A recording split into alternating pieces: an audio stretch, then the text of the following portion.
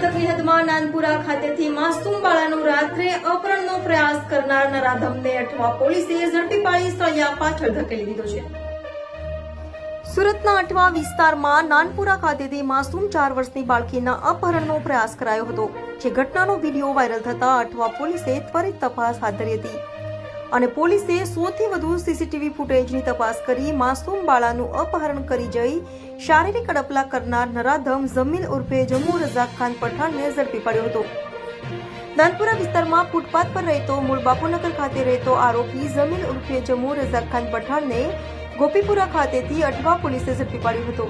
પોલીસે આરોપીને ઝડપવા માટે 6 ટીમો બનાવી હતી, તો આરોપીની પૂછપરછમાં તેણે બાળાના ગુપ્ત ભાગે અડપલા કર્યા હોવાનું પણ કબૂલ્યું હતું।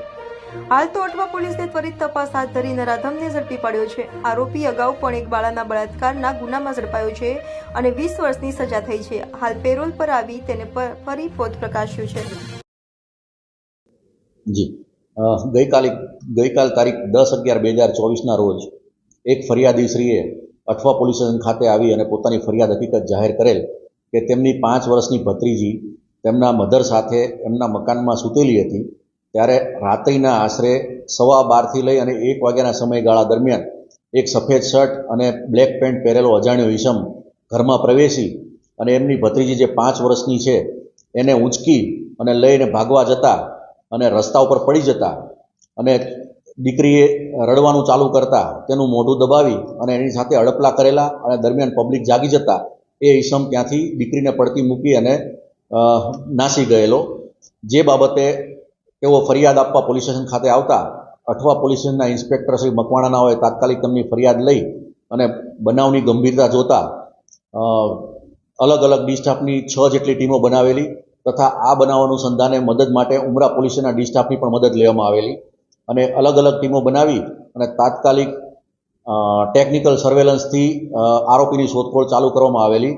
અને ગણતરીના કલાકોમાં જ હ્યુમન રિસોર્સિસ અને ટેકનિકલ રિસોર્સિસની મદદથી આરોપીને પકડી લેવામાં આવેલ। આ આરોપી જે છે એ જમીલ ઉર્ફે જમ્મુ રઝાક ખાન પઠાણ ઉંમર વર્ષ 26નો છે અને હાલ તે 10 દિવસની પેરોલ રજા પર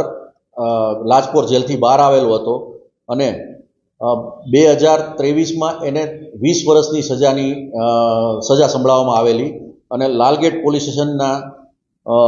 2021ના ગુનામાં એને સજા થયેલી। આરોપીને 10 દિવસની અંદર લાજપોર જેલમાં હાજર થવાનું હતું, પરંતુ એ હાજર નહીં થયેલો અને આ બનાવ બનાવ્યો।